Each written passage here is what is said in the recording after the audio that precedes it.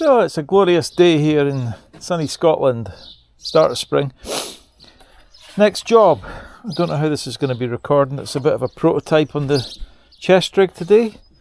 I'll maybe disengage the camera, but I'm planning to fit, hopefully fit, the belly pan that I bought. Now this is for a Z650 from 2017 to 2024. I'll disengage the camera right now to show the issues of what's going on. I always knew the problem. The other side of the bike has actually got an uninterrupted frame, and obviously with this side having the side stand on it, it's not the same.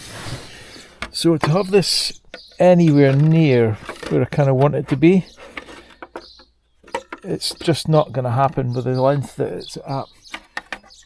So there were two asymmetrical holes, that one's further forward and that one's further back, marked up for the Z650. So as I say, it came with some rudimentary brackets, these ones in the bag here, and it was a pretty ugly fit, and it had, like, you know, a strip of metal running down from here to here. It looked really pretty messy. So I want to get this on using these P-clips that I got from Westfield Fasteners. It's a company I've used before, brilliant, and they're stainless steel, but to have it just mounted there, and one probably around there, trim it at the front so the exhaust isn't actually colliding with anything. But right now, to get this up and in position, this part here at the back has to go. So I think the only way to really do it, I don't mind cutting it that little bit short,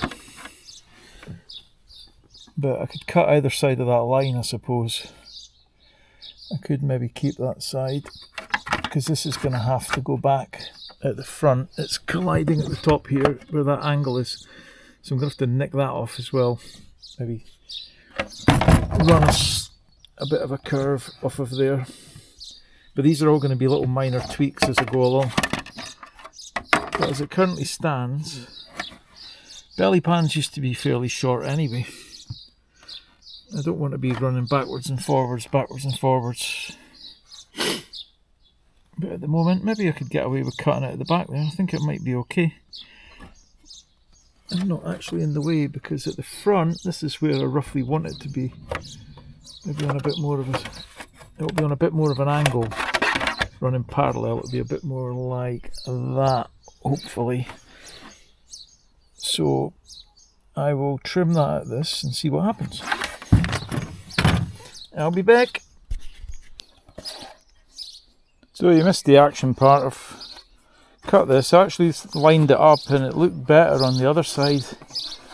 Maybe a wee bit over enthusiastic. The only downside is, as you'll see the light shining through, is there's still the original hole. I could find some sticker or some tape. A racing sticker, sponsored by EBC.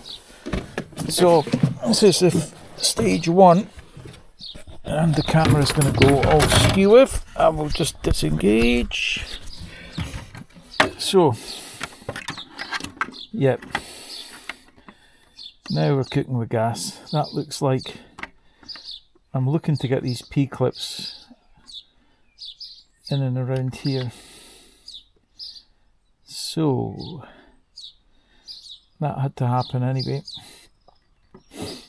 That's good. The next point of contact is this. So I'm going to have a little look at that and see what's going on, but it looks like we're clearing the underside of here quite nicely, actually. You know, just these 4 mounting points, 2 either side, onto the frame, and to be clearing the exhaust so that there's no melting. So I've got to keep an eye on everything. But the other side, it really isn't an issue. If I get this side done, it should be a mirror finish on the other side, but without any of the hassles. And the other side doesn't have these from the water pump and into the, presumably from the radiator out and into the engine block. So they're not on the other side, so there's more space around there. If you imagine that's missing, I know that the casing for the clutch is a bit bigger. But I will be back, see what happens. But yeah, That had to go, and it's still a decent size. It's about the same size as my old 350 LC one. I'll be back. So, there we go. Just make sure you're on the right side of history. Not so easy using these things actually.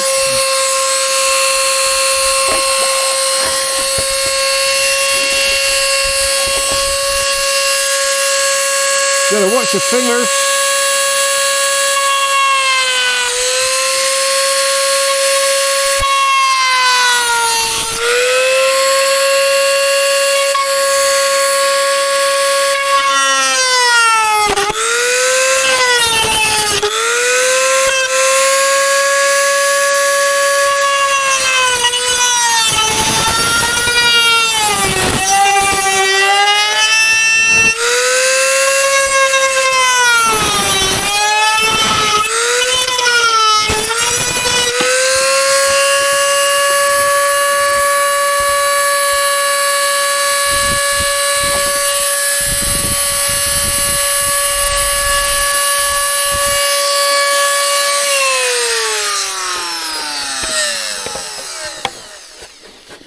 First time using this tool, there will be a bit of a guddle about with it, but it's rough cuts at the minute. There's polishing wheels, there's all kinds of nonsense, but God, it's a bit brutal.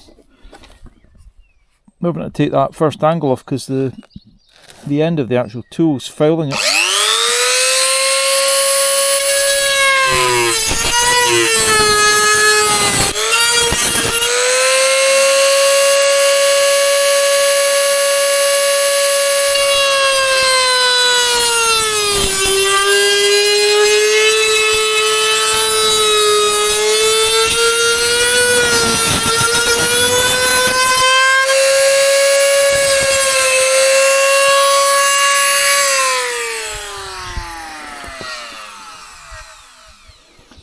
Righty hoody.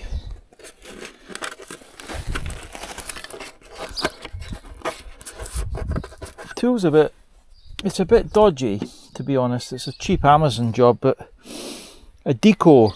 It was £32 delivered along with some rivets, so it was cheap as chips. Should have maybe left that tape on, but they're not equal either side. One side was on one side was on the other side. I just want to get to a point where the belly pan looks like it's largely unimpeded. Disengage the camera. There we go. Sorry about my crap filming, I'm not quite the professional grade that a lot of the YouTubers are. Oh, now we're cooking with gas like. That's even starting to look. It's fouling the pipes at the front, so there will be some fettling to do with that. But I'm getting to the stage now where I do believe, as Katie used to say, I do believe I will be able to actually mount potentially mount the clamps. I mean, there's two ways of looking at it. If I bend the back end in, this end, it's difficult to do this when you're actually, if I bend that end in to meet the frame's actually diverging at the back. It's narrower by about 2 centimeters at the front than it is at the back, and these splay a bit because it's not for this bike. So if I pull this in, it doesn't mean to say that I can't pack this out instead of making cuts to it. And if I pack it out, it'll get it off the pipes. It depends how it looks from the front, but it means it'll be like the front's been pushed and the back's been pulled. It might cope with it okay. Plenty of clearance, but I think maybe the next stage now, because I don't see there being any issues around the other side. I mean, there's quite a bit away. Might have to actually have these clamps. Difficult to do this, man. Have these clamps mounted at an outy angle anyway, not perfectly up and down, if you know what I mean. They might have to be a little bit at an angle coming out the way. It's all just fettling. All of it is fettling. It's just tweaking and moving, and it's like getting this bit in place. But once you commit to doing something like drilling a hole, that's you committed. But that corners, they had to go out the way. They're definitely in the way, and it looks better now already. As I say, all these little dodgy angles can all be smoothed and rounded off. I can tape them. It's a stonemason, it's like cutting a chamfer. A splay, what were they called again? I can't remember. It was another years ago in another life. So, I think this is about part 4. I've drilled the holes. There's the original one, that one there. But these ones, my biggest concern is that they're a bit too close to the edge. But the distance internally between these two holes is currently 335. So 335, let's have a little looky. See if I can get a dodgy camera lean on it. Oh, it's going to fall over. They always fall over. Let's stick an Allen key under it. See what it captures. So 335, that's what I was thinking. Between the tubes, I can't go on through the sump obviously. Where did I do it from? That bit of breather pipe in the way. It's not going to be far off. It's not going to be far off at all. So I'll report back when... the biggest concern obviously is that if these two bits of plastic are pulled in too far, the proximity of that to the edge, because I want it to look nice, I want a nice clean fit, I want it to be just visible under the rubber and not have a big hang or anything like that. So the biggest concern is that it snaps the plastic because it's under too much pressure. But I don't think it's going to happen because there's only a centimetre either side. It'll actually make it nice and tight. So fingers crossed. This is probably about part 5. Here we go. Yeah, it looks like a win. So far, so good. I've got the 2 rubber clamps on. It's sitting nicely. It just takes a bit of fettling and they're actually staying off the pipes. So I need to figure out a way to get a clamp, hopefully about here. It may or may not work. Could do with a little bit of height, but the principal thing now is to keep these off the pipes.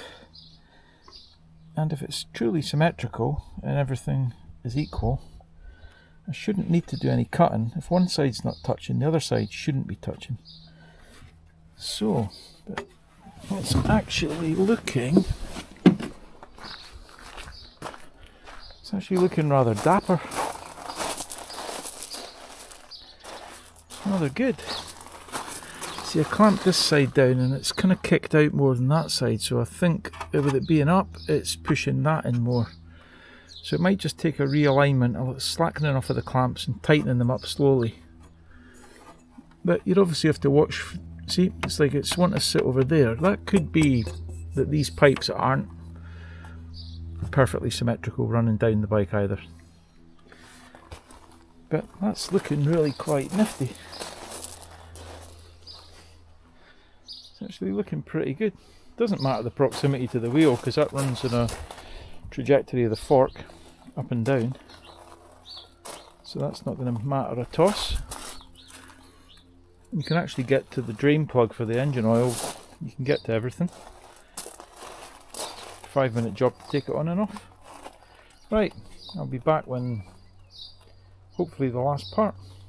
So this is the last installment of Project Bellypan, and love it or hate it, the missus doesn't like it. She thinks the bike looked better without it. I quite like it. It has put a little bit of lower on the front and it's gotten away from the third world status of being able to go over rough roads and stuff. I'm going to take it on a wee familiar route today and see. It's got a couple of speed bumps and ripples and bits and bobs. I don't imagine anything will touch down. I've seen bikes way lower than this. I've put the fender extender on this. This might sound a bit one step forward, two back. I put the GSX-R, the GSX250R mudguard on, but I realised it would be so much crap coming up the back So the other day I put on just a little fender extender. It's a bit narrower, it's actually quite good, and it's matte, so it doesn't quite stick out as much. So that's done. The rough edges that are cut off, I've just sharpied them. I've had to do that with the underside of that mudguard. The underside of the mudguard, they'd missed the paint or whatever the process is that's on it, and a Sharpie does it. So it's just clamped on two places. The tube's actually narrow here, the way that they've drawn them around the bends. So what I've done is just put some Gorilla Tape on a couple of loops round to thicken it up, and it's not touching anywhere. So I've gotten away with it there. It's all good round there, nothing on the underside, it's all clear. I'm not sure what angle it's sitting at. Might have to put a wee tiny hole in just in case water accumulates in it. But overall, it's looking quite tidy actually. It's not going to make the bike any faster or any better. I just quite like the look of the belly pans I always have. And the bikini fairing. It's a throwback to my youth. So I'm going to take it for its little maiden voyage now, because there's been a lot of works done and I've not been out in it. It's had the new oil, new fork dust seals, new tyres, new Hell brake lines. They're still looking good. No nonsense from them. So I'll be able to test the brakes out, get the tyres broken in, just go easy on them. You can still see the writing on them, whatever's been painted on. All my seals, ordered a load of stuff the other day. I've got replacement wheel bearings and seals, so if I get any issues with the wheels, that's all sorted. A new chain, 15 tooth sprocket from Ali Express, a new o-ring chain, and a 46 tooth JTR rear sprocket. So all the jobs for so far are complete. The only thing I've got to do now is give it a full service, which I'm going to give. I've got iridium plugs to go in it, and a new air filter, one of them high flow filter or whatever the ones are, and I'm going to probably give it an oil change as it's approaching 4,000 miles. So I'm going to try my new leathers on today. I've got Weissa Hydra ones on an eBay auction.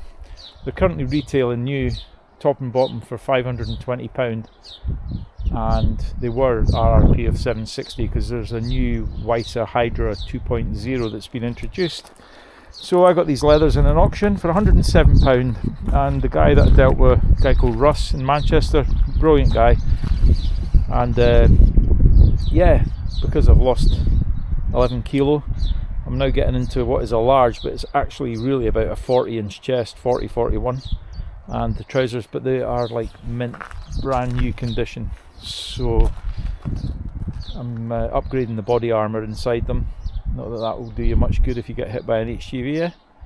Anyway, and I gave the chain a damn good clean the other day, got all the old wax off of it and re-waxed it, so the bike is good to go. Just got to see if there's any little teething problems from the work that I've done, but I'm not expecting anything because everything was torqued up to spec. So onwards and up.